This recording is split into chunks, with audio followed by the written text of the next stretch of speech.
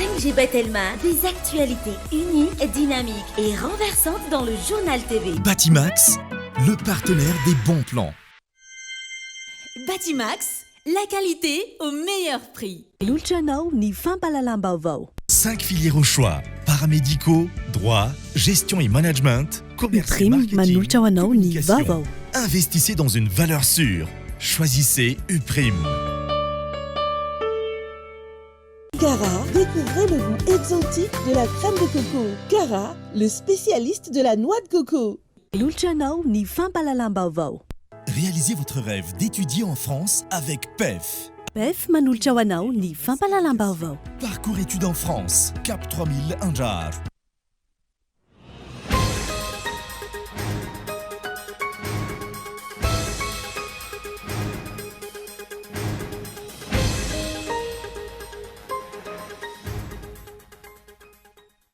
Telo amby folo amin'ireo valo amby roapolo nametraka antota taratasy firotsahana fidiana ho filoham-pirenena no nankatoavany HCC na ny fitsarana avy momba ny lalam-pandrenana ny firotsahako fidinika araka ny fanapahana izay navoakan'izy ireo ny ariva teo. Isan'ny henekeny HCC ihany koa ny firotsahako fidiany Andry Rajoelina nateo aza ny fitoriana maro samihafa momba ny filoha amperinasy sy ny fizakany ny zoam-pirenena vahiny ary ny tsy fahinony ny fepetra amin'ny tokony maha-kandida azy. Miendrika fampelezan-kevitra melon'ny fotoana ny kabasy nataony filoha Andry Rajoelina tamin'ireo vahoaka atao aloatra nandritra ny fitokanana tamin'ny fomba ofisialy ny lalam-pirenena fa 420 androany sady andro fifaranana ny fotoam-piasana amin'ny mahafiloha ny repoblika azy. Ireo fampanantenana nataony tany antoerana izay isan'ny fampanantenana nomeny 5 taona lasa izay saingy izao mbola ampanantenainy amin'ny vahoaka izao indray. Tsy afa-po tamin'ny fanapahan-kevitra noraisiny fitondram-panjakana mikasika ny valiny fitakiana izay nataony ireo CSS sampana fianaran-tsoa ka nanao hetsika fitakiana indray ireo mpampianatra mpikaroka sy mpikaroka mpampianatra atao andrainjato fianaran-tsoa. Tsy hijanona ny fitakiana ary mafy kokoa raha tsy misy valiny mahafa-po. Ny farana androany ny lasy pastoraly andiany 7 ny aran'ireo pastora sy teolojiana manodidina ny 3,000 manerana ny nosy ao amin'ny fiangonana FLM na ny fiangonana loteriana malagasy atetsy amin'ny CCI Ivato. Ho farana ny fiangonana FLM amin'ny fomba ofisialy amin'ny fotoam-bavaka lehibe izany izay atao eny amin'ny Coliseum Antsonjombe Rampitso izay ampitana mivatana eto amin'ny fahitalavitra Cool TV. Eo amin'ny maresaka iraisam-pirenena kosa indray horohorontany maherivaka indray no nitranga tao Maroc omaly Azoma Ifo Asabotsy raha ny fampitam-baovao voaray avy any an-toerana. Tamin'ny taremarika Vonjimaika misa arivo ireo olona fantatra fa namony ainy. Ity no horohorontany mahery indrindra ny seho tany an-toerana raha ny fanazavana. Ny andindiny izay avy hatrany.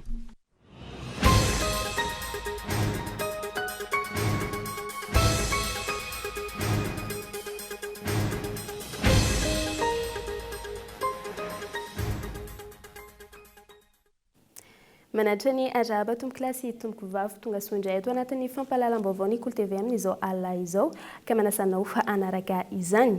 Ny mahakasika ny raharam-pirenena avy hatrany no anokavantsika ny fotoana ny fampahalalam-baovao. 12 amin'ireo kandida 20 nametraka antota taratasy firotsahako fidiana ho filoham-pirenena no nankatoavany HCC na ny fitsarana avy momba ny lalam-pandrenana ny firotsahako fidiana araka ny fanapahana izay navoakan'izy ireo ny ariva teo. Isan'ny hanekeny HCC ihany koa ny firotsahako fidiany i Andry Rajoelina nateo aza ny fitoriana maro samihafa momba ity filoha amperinasa ity sy ny fizakany ny zoam-pirenena vahiny ary ny tsy fahafenony ny fepetra amin'ny tokony maha-kandida azy. Fanaziadiana hoentiny Henri Florian. Ny ariva teo no namoaka ny listireo kandida ho afaka hifaninana ho fidiana filoham-pirenena tao amin'ny tranonkalany ny teo anivony fitsarana avy momba ny lalam-panorenana na ny HCC.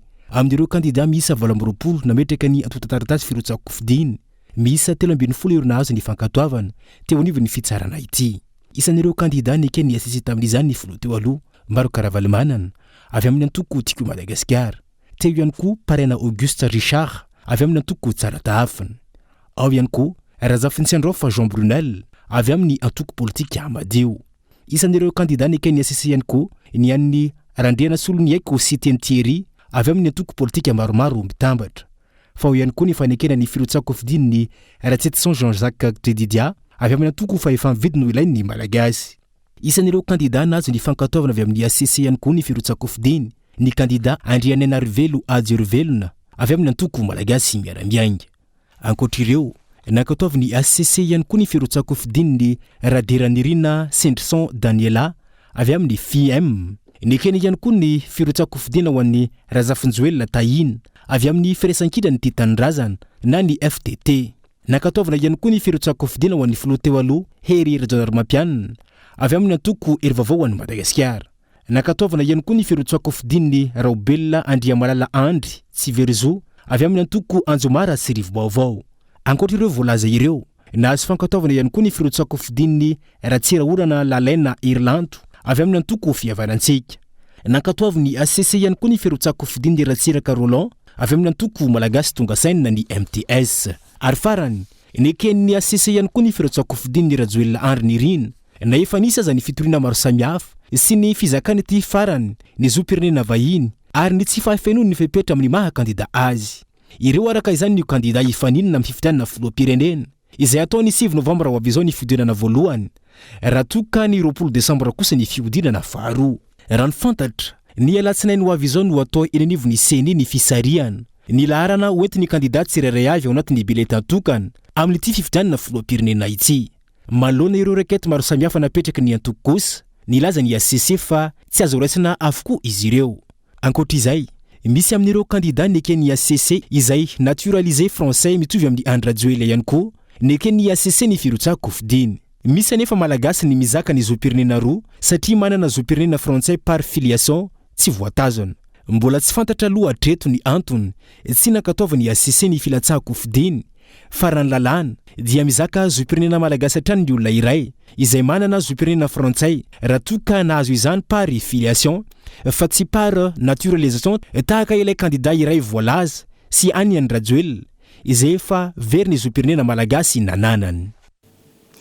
Namoaka didy ny HCC ny tena nandrasan'ny maro dia ny hoe ho ekena satsia ny Firotsakofidiny Andry Rajoelina inona ny valiny kandida amin'ny fifidianana filoham-pirenena Malagasy ny 7 Novambra 2024 ho avy izao i Andry Nirina Rajoelina tena nanao ny asany marina avy ny HCC inona izany ny toy n'ireo olona tsy manaiky izao Firotsakofidina izao. Raha ohatra ny mahatoa soratra Gaëtan Andretsilavo. Tena nanao ny asany araka ny lalàna sy tampamarinana tokoa ve ireo mpitsarambony ao amin'ny fitsarana avy momba ny lalam-panorenana. Sarotra inony zany, tsy nisy tsy nahalala fa manana ilay taratasy 7 cm efa materatany frantsay azy ny kandida Andry Rajoelina. Tsy nisy tsy nahalala ihany koa fa nanahirana azy ny nakana ny certificat de nationalité malagasy noho io antony io. Tokony nandeha ho azy tahaka ny kandida hafa ny fakana izany raha tsy nanana ny olana. Mampametra-panontaniana ny rehetra ny hoe iza no nanao soni ny certificat de nationalité malagasy Andry Rajoelina Andry Nirina. Raha ny voafaritra ny lalàna mantsy ny filohan'ny fitsarana ambaratonga voalohany no manao soni sy mamoaka izany. Raha tsy izay mbola misy dingana hafa voafaritra ny lalàna ihany koa tsy maintsy atao raha misy olona hafa manao soni sy manome azy. Voahaja araka ny lalàna ve izany rehetra izany ary samy joro manamarina izany hoe ny HCC. Mariky ny fandresehan-dahatra ireo pomban'Andriamatoa Rajoelina ve ny hoe tsy azo hidovirana ny article 42 anatin'ny code de la nationalité malagasy ka nitady hirika aingana izy ireo alina ka nilaza fa tsy ambony noho ny lalam-panorenana io article 42 io. Efa nisy pahilalàna namaly azy ireo izay manamafy ny taratasy nataon'ny kandida Valo Mianada mitsipaka marindrano ny fanomezana lalana an'Andriamatoa Rajoelina ho fidina satria tsy teratany malagasy intsony araka ny lalàna. Nanamafy izany tsirairay ny antoko SVM, MMM, TIM ary FTT. Ny syndicat-ny mpitsara eto Madagasikara etsy andanin'izany rehetra izany tsy ahitanteny. Tsy hita, tsy re intsony ny filohan'ny SMM izay niseho sarotiny amin'ny fanajana ny asa-pitsarana. Ny toerana sy ny fahefan'ny filoham-panjakana etsy andaniny mbola mitambesatra etsy Ambohida. Antota taratasy nametrahan'ny Prime Ministra fanontaniana etsy amin'ny HCC izany. misy resaka miodikodina be ao. Tratra ny tsindry avolenta sy mahery vaika ve ireo mpitsara ambony ireo ka tsy manana ny tena fahaleovantenany intsony. Manahy ny rehetra tongotra mbeandakana ny any Andriamatoa Andry Rajoelina sy ny ekipany mbola te hitondra sy fikotra amin'ny toerana io ka manaratra ny rano izany ny didim-pitsarana navoaky ny ACC. Ny lalàna sy ny pitsopitsony manodidina azy no nanaovana dika sy sariteny samihafa nentina nanamarinana izao fahazon'ny Rajoelina mirotsaka hofidiana filoham-pirenena malagasy izao. Maro ireo mpahay lalàna no efa nanazava io naturalisation nangatany Rajoelina io ka tsy mahamalagasy azy intsony ara-taratasy. Nanapirofo indray izao navoaky ny ACC izao fa resaka fotsiny ny hoe tany tandalàna i Madagasikara. Tsy mahaleo tena ny rafi-pitsarana eto Madagasikara. Voabaiko ny fanjakanam-panatanteraka ny fahefana mpitsara. Ao anaraka izany no itokisana izay fomba rehetra ikirakirana ny fifidianana nalazaina fa mahaleo tena aza ny CENI. Inona izany manomboka eto no ataon'ireo efa nilaza ofisialy sy ampahibe maso fa tsy manaiky ny hakandidana Andriamatoa Andry Rajoelina nirina. Didy tsy azo ivalozana raha teo ny any ACC. Manana ny pomba sy mpanaradia azy ireo tsy manaiky ireo. Andriamatoa Andry Rajoelina ve etsy andaniny mbola hitokan-javatra sa mody anatrika fitokanan-javatra? Aiza ho aiza ny lalàna sy ny etika. Efa mandrangaranga teny entitra amin'ny mety ho endrika tsy fanarahan-dalàna sy fanaovana mizana-tsindrinila ny collectif des administrateurs civils. Inona izany no hitranga?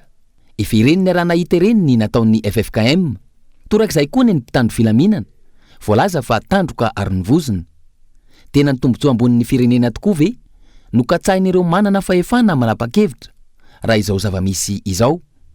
Mandeha hoy ilay mpanakanto iray izay nanatitra n'Andriamatoa Rajoelina teo amin'ny arrivé. Fa miazakazaka hatrany ny raram-pirenena amin'izao raha ny fantatra dia ny Jeneraly Ravalomanana Richard izay mpanolo-tsaina manokana ny filoham-pirenena no voatendry ololon'ny Madagasikara amin'ny anaran'ny fiadidiana ny Repoblika araka ny adidim-panjakana nivoaka omaly. Raha izao kajikajy mandeha izao mety ho ity Jeneraly ity no lasa filohan'ny anteny merandoolona amin'ny ora farany ka andimpy any Andry Rajoelina aorian'ny fametra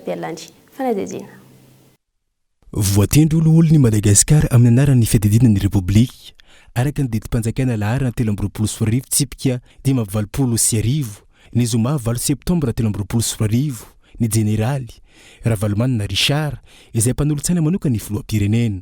Fanontaniana mipetraka ny hoe mety hosoloana ve ny filohan'ny Sena Hermanina Razafimahefa ka ny Jeneraly Ravalomanana Richard izay notendreny ny filoha itsindro isoloterana ny olona izay lasa ministry ny fitsarana.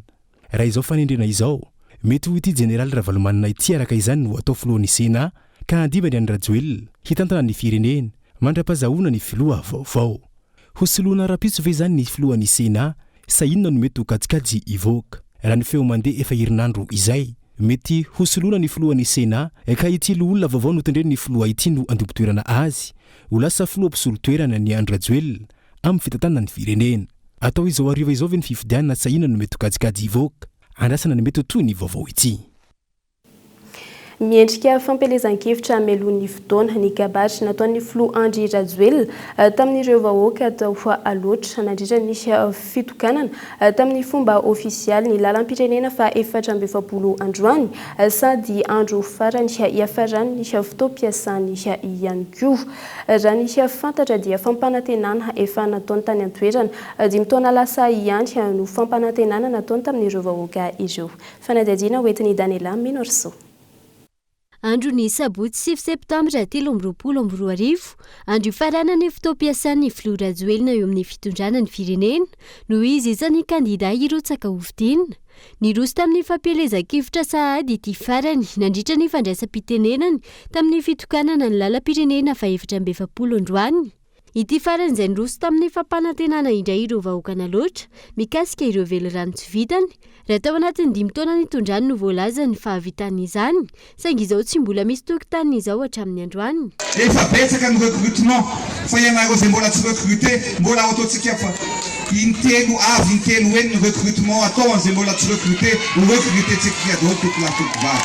Tsy maintsy ataoko miafaka ny malagasy ao anatin'ny fahantrano fa indrindrindrindra mba hampiavaka ny Madagasikara androso mihoatra n'ireo firenena rehetrarehetra aty amin'ny continent africaine ary vitatsika ataontsika izany tokolatokobary. ankilany na eo aza ny fahavitana io lalam-pirenena fa 700 izay novotainatra ho vodiala io.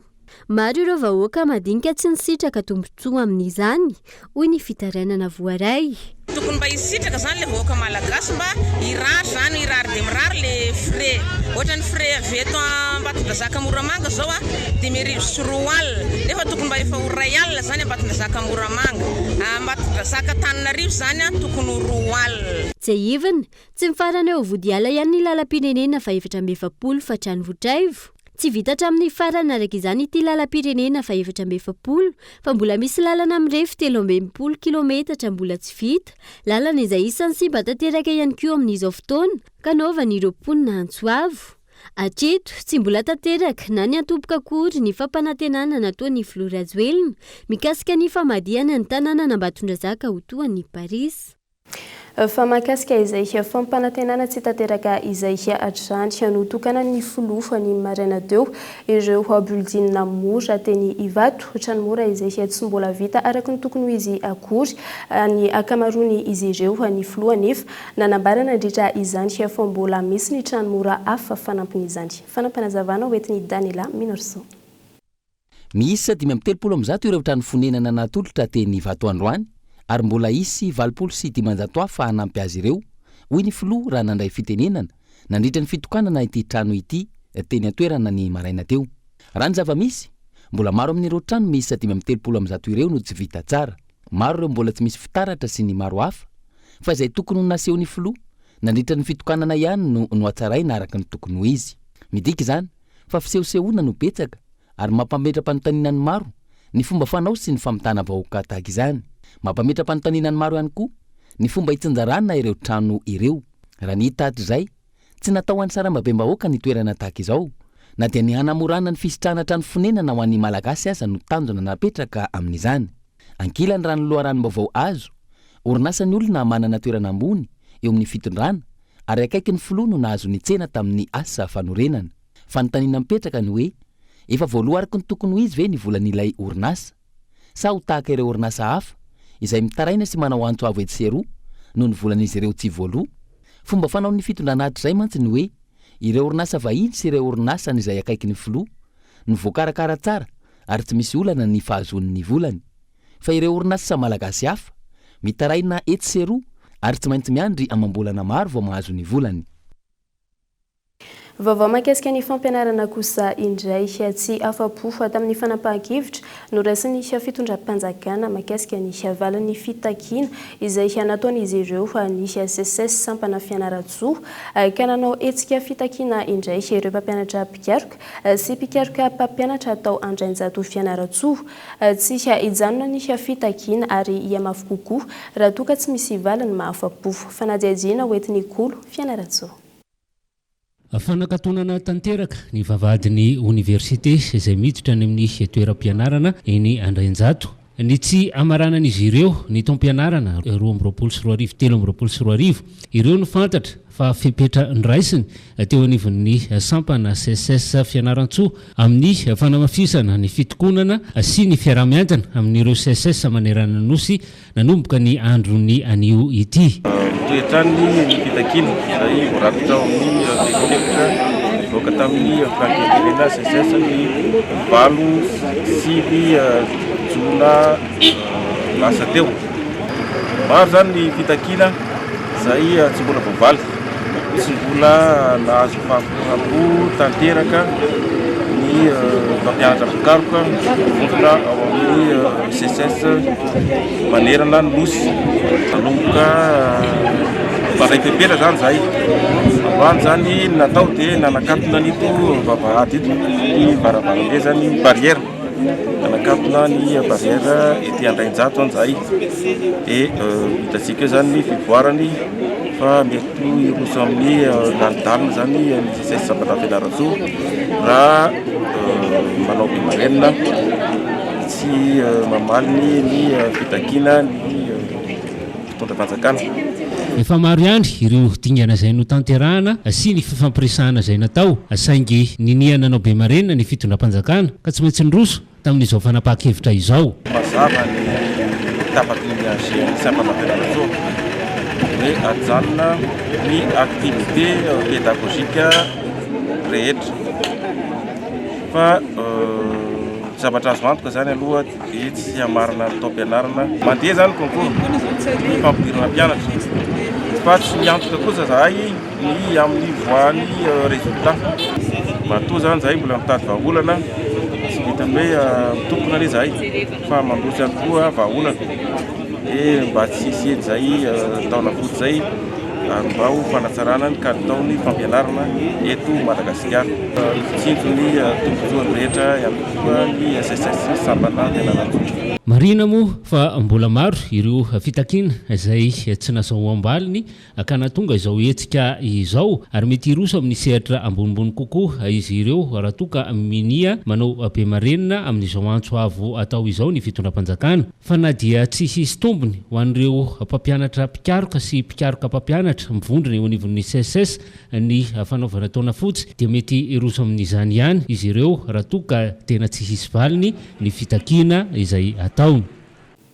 Fa iverenantsika kely ny mahakasika ny raharam-pirenena maneho hatrany ny tsy fanarahan-dalàna sy ny fitongolanana ny didy sy ny voaka izay hanavoaka ny seny izay milaza fa tsy azo raisina ny fitoriana napetraka ireo kandida ho filoham-pirenena sasany teny Amboda inona no niova tamin'ny lalàna sy ny lalalam-pandrorenana hoy ny rehetra raha mahita izao didy navoaka ny RCC izao mahakasika ny fitoriana izay napetraka teny Amboda androany fanampanazavana hoentin'ny Gaëtan Andretsilavo.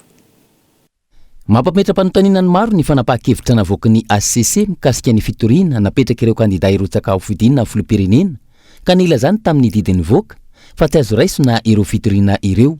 Ny ACC izay nilaza fa tsy misy afaka hanao fitoriana mikasika ny listy ireo kandida irotsaka ho fidinina. Ankoatr'izay, voalaza fa misy fandikana vilana ny lalàna sy ny fanapahan-kevitra laharana voalohany an'ny CES ny fahatelo ny volana May 2024. Ny zava-misy anefa misy amin'ireo mpikambana eo anivon'ny ACC amin'izao fotoana no nandrafitra ny CES nandray io fanapahan-kevitra io ny 17 Aogositra 2024.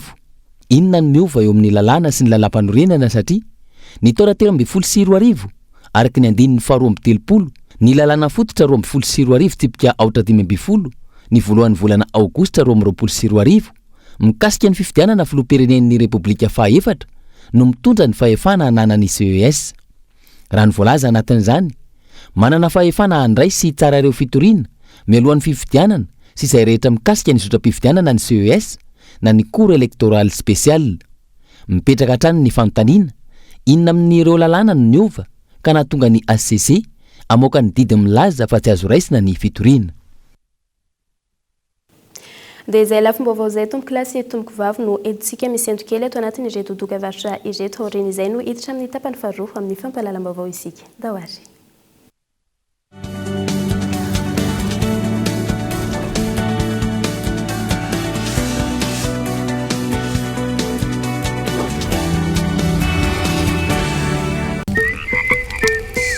Maizina be izany Marco boum mangina be izany Marco boum resaka ataoko aminao monsieur le commissaire lobaty hein resaka inona moa zay fa nga tena hoe tsisy mozika mihitsy ba ina zany hoe boum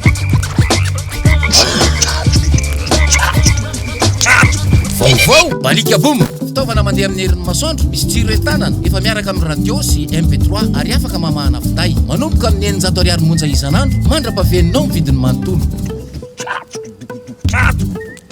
balika mamiratra no avika.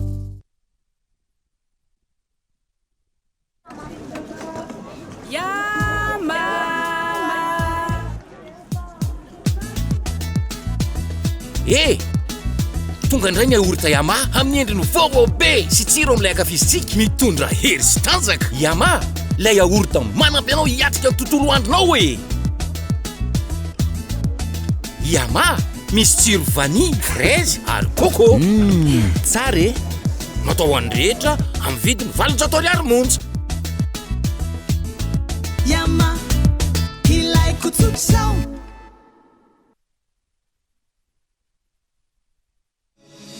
Telma est fière d'accompagner l'UPRIM dans l'accomplissement d'une mission commune pour que chaque étudiant malagasy compte.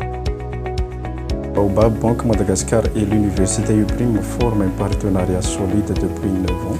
Ensemble, libérons le potentiel de l'UPRIM. Tananamano Madagascar et UPRIM, main dans la main pour l'éducation de nos jeunes paramédicaux à Madagascar. Ensemble, rallumons la flamme de l'éducation à Madagascar. UPRIM a été l'un des pionniers du système éducatif à avoir été convaincu de la solution MVOUL. Nous nous engageons à maintenir cette collaboration fructueuse et à façonner ensemble un avenir éducatif brillant et sans limite. Vous aussi, décidez d'avancer aux côtés des grands. Rejoignez UPRIM. 5 filières au choix. Paramédicaux, droit, gestion et management, commerce et marketing, communication. Investissez dans une valeur sûre. Choisissez UPRIM.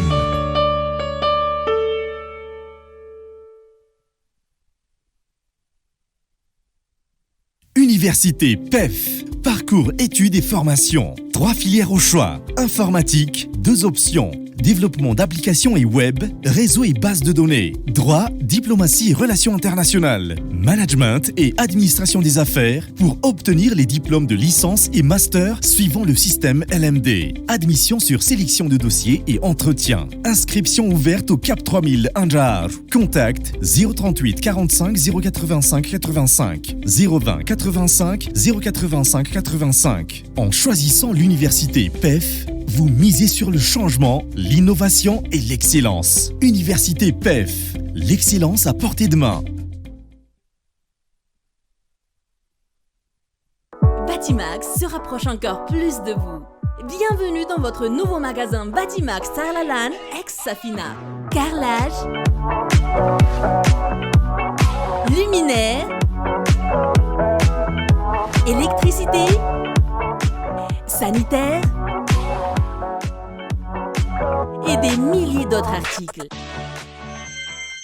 Batimax, la qualité au meilleur prix.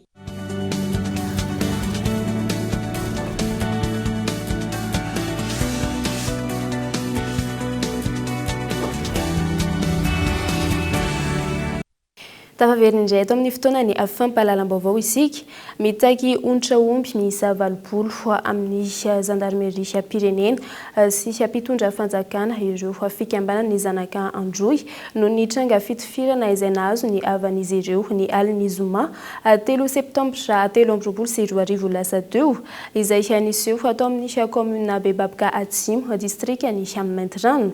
Fanaparam-pahefana sy famonoana olona ankitsirano no nataon'ireo mpitandro ny filaminana miisa 2 raha ny nambaran'ireo olona nanatry matso. Fanadidina.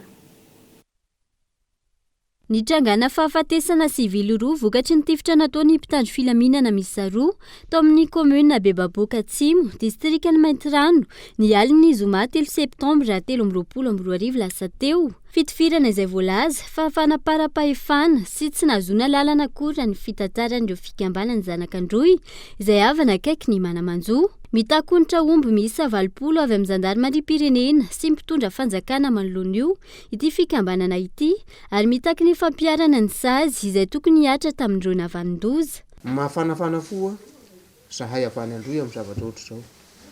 Raha tsy misy ny fandraisana ndraikitra mba tsy hisian'izay korotana sy savorivory zay dia mitaky ny hanomeza ny fanjakana n'izay onitra zay indrindrandrindra fa ny eo anivon'ny zandarmeria satria izay no entina handevina an'ireo zanaka ay anankiroa reo havana anankiroa reo ary tsara ny manamarika fa tsy miala eto Antananarivo reo razanareo tsy makany Androy raha tsy azo io tafaraha io sy onitra io fa ho an'ilay namono ny lalàna no manasazy azy fa ny havanay kosa izay nyvonoana takinay havany ny handevenana azy amin'ny toerana sahazany misy ny maty any an-tanindrazana. Fanaparam-pahefana sy vonolona tsotra izao no nataon'ny mpitandro filaminana ireto raha ny fitarainandreo Manamanjo. Araka ny fahalalana anazy zany fanaparam-pahefana mihitsy dia io zandarme io anankiroa zareo détachement ao Bebaba dia tsy izy roa ny tonga teo fa ny anankiray ihany noety mifahamamony avy any izy dia tonga teo. Tsisy mandat tsisy inona natorony anay fa tonga de menansy nataony rehefa nitsofoka tao izy ka na zay tsy fantanay hoe inona ny tokony androiroizana anay zareo tsisy enquête zareo tsisy mandat d'arrêt fa tonga de hoe tonga nandondona anay fotsiny dia tonga dia reny ny fihetsika nataony na io olona io aza tsy fantany io olona antifiriny io na izy nitifitra tsy fantany io olona maty io eo le mahagaga anay hoe fa inona ary nahatonga an'io zavatra io. Nanambatra ny hanao fihetsiketsena ireto fikambanana ny zanak'androa ireto raha toa ka tsy misy ny fandraisana ndraikitry ny fanjakana manoloana io onitra izay voalaza io. Jeivana ny aliny zoma 3 septambra 2022 tokony ho tamin'ny 7 alina teo no nitrangany ity tifitra natao ny mpitandro filaminana ity. Tsy mbola nisy hatreto ny antony mazava avy amin'ny komande ny zandarmariam-pirenena any an-toerana mikasika izao tranga izao. Ireo mpitandro filaminana navandoza izay tsy hita popoka taoriany io andro io efa misokatra ny fanadihadiana ary andrasana araka izany izay mety ho toyiny. Lafombaovao hafa kosa indray nanao hetsika sosialy ho famonjena ny Fiarabelona ao Mahajanga ny ekipan'ny Beton West ho kananao fanomezana rano maimaim-poana izy ireo. Ny Beton West izay anisan'ny orinasa manana ny mampiavaka azy amin'ny famokarana beton ilaina amin'ny karazana fotodrafitrasa samihafa. Fanadihadiana. Anisan'ny orinasa iray tena matianina tanteraka amin'ny famokarana ireo karazana beton ilaina amin'ny fanorenana na ny construction ny Beton West eto Mahajanga. Tsy mijanona eo amin'izay sehatra izay ihany anefa ny Beton West fa nisy ny hetsika sosialy nataon'ny ekipan'ny Beton West rehetra tsy ankanavaka ho fitsinjovana ny mpiarabelona tamin'ny fanomezana rà maimaim-poana. Tsy mijanona teo amin'ny parpaing araka ny nahafantarana hatramin'ny voalohany moa ny Beton West fa efa mitohy hatrany amin'ny resaka jardin, clôture jardin sy ny resaka fondation, izany hoe miainga avy any amin'ny construction mihitsy zany, construction vao manomboka mihitsy zany dia efa karakarain'ny Beton West afaka anatonanareo mivantana aty amin'ny Beton West satria zay rehetrarehetra mahakasika amin'ny beton ho iaho teo dia ataonay atao amin'ny Beton West. Tsy mijanona eo amin'izay hoe famokarana ny vokatra ny Beton West zay nefa ny Beton West anio satria noho ny fahafantarany zahay ato amin'ny Beton West hoe tsy fampindra eto Mahajanga izay dia nanokana fotoana izahay ekipan'ny Beton West anio ho fanomezana rà ho fanampiana ny mpiarabelona fa indrindrindrindra ihany koa mba ho tsinjovana anireo izay efa marary mafy ihany koa any amin'ny hôpitaly izay tena hoe mitady an'izay rà izay dia natsiaro nananadidy izay androany ho antsika mponiny Mahajanga. Araka ny efa fantatsika ihany koa moa fa hoe izay manome rà manome aina dia anio izahay zany dia nisafidy an'izay hoe anome rà maimaim-poana ho fanampiana ny mpiaramonina rehetra manirana Mahajanga. Niara-ny asa akaiky tamin'ny tompona ndraikitra eo anivon'ny sampandrarà misana ny fanomezana rà maimaim-poana atao anatin'ny faritra Boeny ny Beton West tamin'izao hetsika sosialy nataon'izy ireo teto Mahajanga izao. Sotra betsaka ny mpanome rà aloha indrindra ny ato amin'ny Beton West. Anisany asa soa sy zavatsoa ilain'ny vahoakantsika eto Mahajangany rà. Ny eo amin'ny mpanome rà anisany tombotsoa zay olo manome rà dia voatsiry maimaim-poana ny fahasalamany voaraka antsakany sy andavany. Manaraka sarotra kokoa ny ahatapaka ny lalan-drany le olona mpanome rà régulier zany. Zay zany nisan'ny tombotsoa satria nisan'ny ritina mahafaty ny atsika malagasy amin'izao ny fatapahany lalan-drà. Intelo isan-taona ny vehivavy no afaka manome rà raha toa ka inefatra isaky ny 3 volana kosa izany ho an'ny lehilahy. Hetsika matahidera no nataon'ny ekipan'ny Beton West teto Mahajanga. Ny Beton West izay efa manakaiky hatrany ny vahoaka ny Mahajanga ka ahitana ny Beton West ny varotra malaky ao Mazava Will, ny Beton West Express ao Antanimalandy, ny Beton West Beach ao Grand Pavois ary ny Beton West La Carrière ao Belbac. Nisy namaky Omaliala ny tohadrano izay miantoka ny famatsiana rano tambary manodidina ny 2.4 hektara ao Ambotro Manjaka natao aloha ny fampidirana rano tany antoerana tamin'ity taona ity mba azahoana vokatra tsara saingy izao nisy nanao ankasiparana izao indray ny tohadrano hoy ny ben'ny tanàna mitaraina. Fanampanazavana. Omaliala no vaky ny tohadrano lehibe izay miantoka ny famatsiana rano ny atany maromaro ao Ampatromanjaka raha ny nambara ny ampentanana ao Antoerana ka isan'ny hanidina ifotony hanijery ny fototra simba ny maraina teo. Tohadrano avoavo namboarina izao havaky izao ary azo heverina ho ninina natao izany. Natao aloha ny fampidirana rano eny Atambatra tamin'ity taona ity saingy izao nisy ny sotasota izao. Tanimbary manodidina ny 2.4 hektara no indray tsy mahazo rano no io fivakesany ny tohadrano io.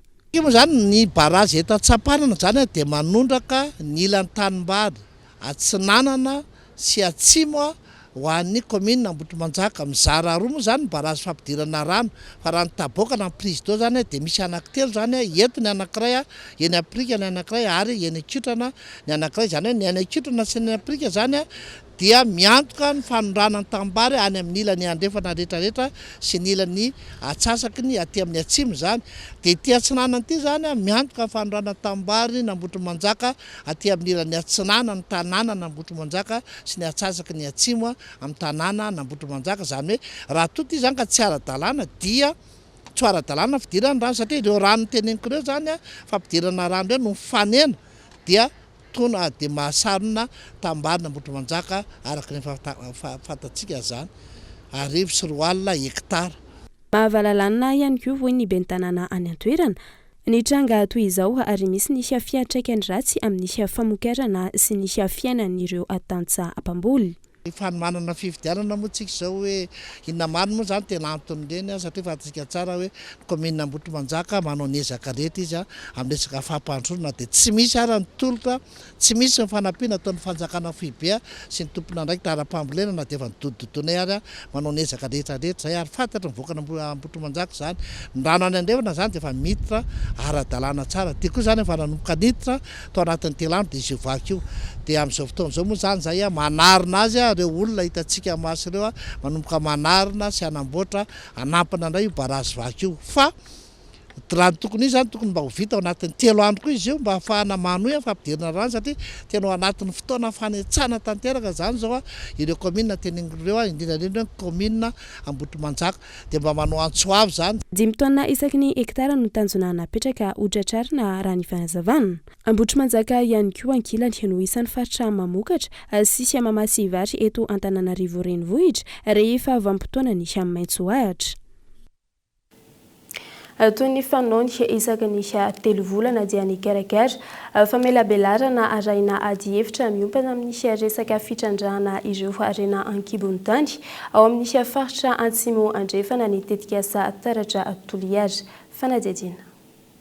Ny anjarandraikitra sy ny anjara toerandreo secteur minier ao amin'ny fampandrosoana ara-ekonomika sy amin'ny ady amin'ny fahantrana. Ny fiskalité minière sy ny fitsinjarana ireo tombotsoa azo avy amin'ireo arena ankibony tany ho fampandrosoana ny faritra. Izany no loha hevitra no resahana nandritra ny famelabelarana no karakarain'ny tetikasa taratra. Raha ny fanazavana avy amin'ny tompon'andraikitra dia mbola betsaka ny lesoka hita manoloana ny fitrandrahana raha ny atao amin'ny faritra Antsimo andrefana no resahana.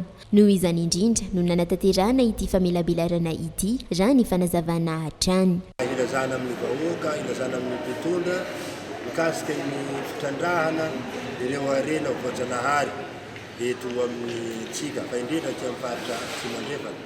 Ka nanasaina olona maro mba hahafantatra na hiombola hitaka raha azo atao zany amin'ireo mpitrandraka ny arena voajanahary eto amin'ny tsika mba hisy fandrosoana. Zay manotany raha atoka atao zany zavatra zany mba hampisy fanosoana ho an'ny faritra ho an'ny vahoaka any foto.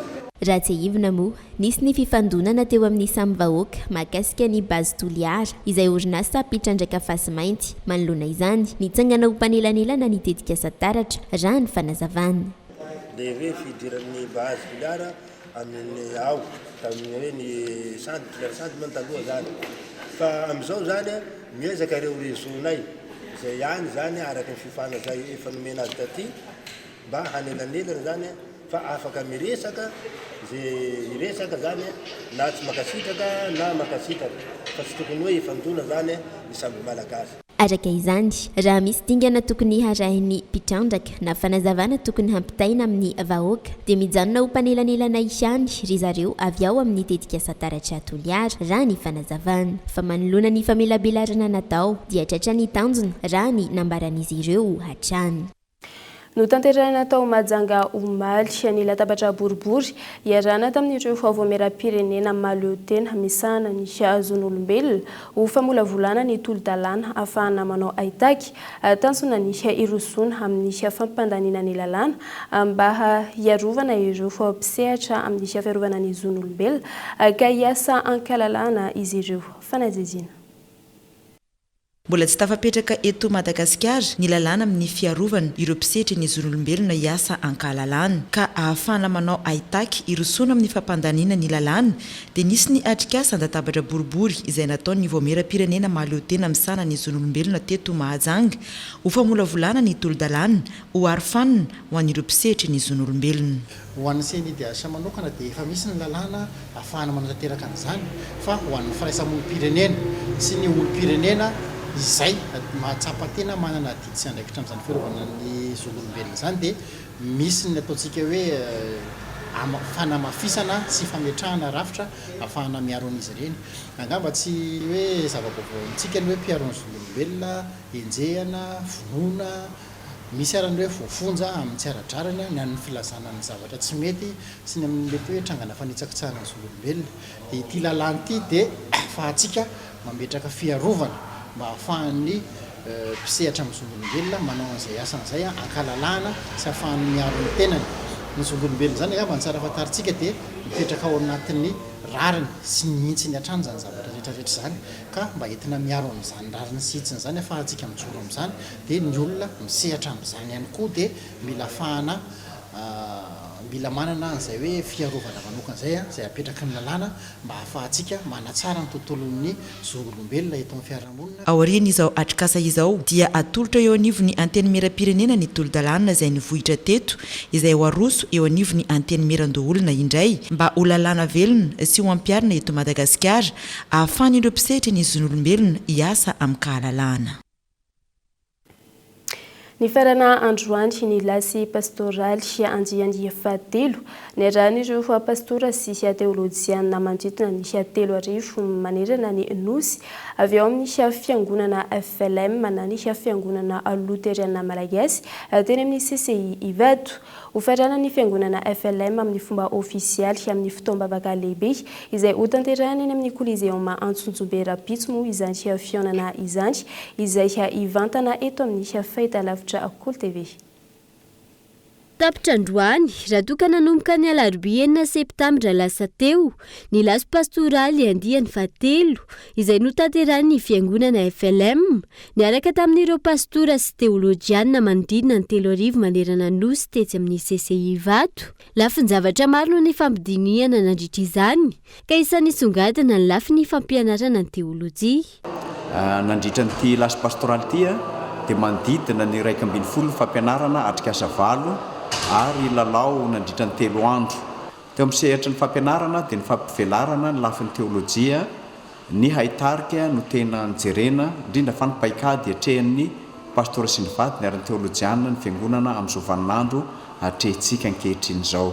Ankilany ho faranana amin'ny fomba ofisialy Rampitso amin'ny alalan'ny fotoam-bavaka lehibe etsy amin'ny Coliseum Antsonjombe ity lasy pastoraly andiany fahatelo anivon'ny fiangonana FLM ity.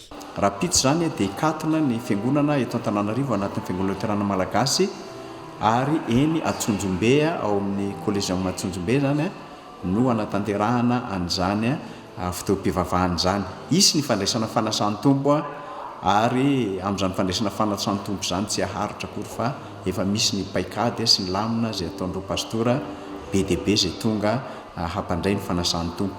Eto dia mitondra fisaorana ho an'ireo ray aman-dreny maro avy amin'ny tany sy firenena izay namangy ity lasy pastoraly ity. Tsaroana Mandrakariva ianareo tsirairay avy reny izay tsy hafa fa nitondra Mandrakariva ny harem-pahasoavana mba ahafahantsika mifameno eto amin'ity nosin-drazana misy antsika ity. Isaorana koa ireo fanampiana marobe izay voaray ny lasy pastoraly avy amintsika tsirairay avy. Mirarosoa ny fampitana mivantana avy amin'ireo hainao manjery zay hanatanteraka ny fampitana azy raha pitso ary saorana manokana ny cultivia zay hanatanteraka ny fampitana mivatana ny fotoam-pivavahana zay atao eny Antsonjombe izany. Tsy ivina tanjon'izao lasy pastoraly izao ny famoazana ny fizakantena anana ny fiangonana FLM.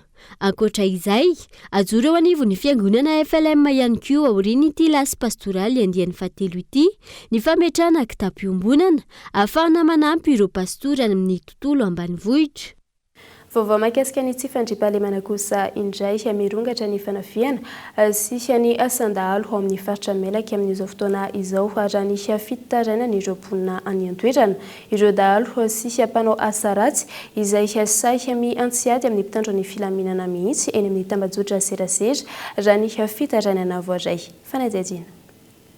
Tsy alina, tsy atoandro, na eny an-tsaha na any an-tanàna, manjaka ary manao izay mahafapo azy ireo dahalo sy mpanao asa ratsy amin'izao fotoana hoy ireo mponina ao amin'ny distrika Antsalova, faritra Melaky, mijaly ny vahoaka ary manontany tena ny amin'ny asa sy andraikitry ny mpitandro filaminana. Manoloan'izany, angatahana hoy izy ireo ny siny opération ahafahana mampandry fahalemana ny tany hoy ireo mponina any an-toerana indrindra amin'izao fiatrehana ny fividianana izao. Fa ny zavatra efa hitanay ary ny ainanay tahaka izay natao teo tamin'ny voalohan'ity régime ty zany teo amin'ny fitondrana nandefasana ny reny opération avy aty Menabe sy avy ao Melaky ary ny tao Abongolava dia nahomby de nahomby izay. Ka eto aho dia mangataka an'izay fanamboarana opération zay indrindra ho mialohan'izao fifidianana izao satria raha ohatra ka tsy mandry fahalemana zany ny distrika, ny kaomina dia sy afaka zany ny olona handeha handatsabato satria io misy no fotoana ho anararotany ireo mpanao ratsy. Koa dia manao antsoavo ary mangataka antanandroa amintsika tompony fahefana mahefa, tompona andraikitra mahefa ao amin'ny fitandroana ny filaminana mba handefan'izay opération zay ao amin'ny faritra Melaky. Ankoatra ny fisiny ireo dahalo afarana avy amin'ny faritra hafa, manafika sy mandripaka ny fananan'olona ny an-toerana, samy antsiady amin'ny mpitandro filaminana nanaty tambazotra an-tserasera ihany koa ireo dahalo ankehitriny. Ny dahalo izay manana fitaovam-piadiana mitovy amin'ny mpitandro ny filaminana ihany koa. Dahalo afarana avy amin'ny faritra hafa hiditra ao amin'ilay toerana zany dia misy ane mielana amin'ny Facebook mihitsy le olo mihitsy ny tena miteny ihany hoe aiza ny fahefanareo, aiza ianareo mpitondra tsy mijery an'izao fa le olona tena manao an'le izy mihitsy no miteny ihany. Mbola sarotra ny fampandriana tany eto amintsika ary faritra maro no ahitana fanafiana sy asan-dahalo ka andrenesana fitarainana saika ho isan'andro. Samy miezaka miaro ny ainy sy ny fananany ny vahoaka, saingy tsy afa-manoatra manoloana ireo fitaovam-piadiana mahery vaika ampiasain'ny dahalo. Ankoatra izay, adiany renivohitra avokoa ny ankamaroany ny mpitandro filaminana, tsy ampisa ireo mpampandry tany any amin'ny faritra hafa, indrindra ireo toerana lavitra, sarodalana sy mitoka-monina. Dia izay lafim-baovao izay no entintsika mivadika amin'ny maresaka iraisam-pirenena kosa indray hanitrangana horohoro-tany mahery vaika iray atao Maroc omaly azoma ifo asabotsy raha ny fampitam-baovao vaovao iray avy any an-toerana raha ny taremarika vonjimaika miisa arivo ireo olona fantatra fa namony ainy atreto ity no horohoro-tany mahery indrindra tany an-toerana raha ny fanazavana. Fanajajiana amin'ny sariny France 24. Tatra avokoa ny olona rehetra raha naheno ny horohoro-tany mahery vaika izay haniseho indray atao Maroc omaly al. Raha ny fantatra mirefy enina faingo valo hatramin'ny fito manituta ity horohoro-tany izay haniseho ity. Tany amin'ny faritra atsimon'ny Marrakech no haivony ity horohoro-tany ity. Marobe ireo fototra-afitrasa rava atao Marrakech raha ny fampitam-baovao. Ity horohoro-tany ity no mahery indrindra izay haniseho tao Maroc, izay haniseho ny aliny Zuma ifo asabotsy raha ny fampitam-baovao voaray tany an-toerana hatrany. Raha ny taremarika vonjimaika efa mahery ny arivo ireo olona fantatra fa namony ainy amin'izao. Ity no horohoro-tany mafy indrindra niseho atao Maroc raha ny fanazavana. Marobe ireo olona ny safidy ny atory teny amoron-dalana antony matahotra ny ivirodanan'ny trano. Mbola ho ambony io tany olona izay maty io raha ny fototra-afitrasa potika any an-toerana no jerena raha ny vaovao voaray hatrany. dia izay indray tompoko lasy tompoko vavy no azony natolotra taminao tamin'ity alina ity ankasitrahanay anao tany atokantrano tany nanaraka izany hatramin'ny farany veloma tompoko.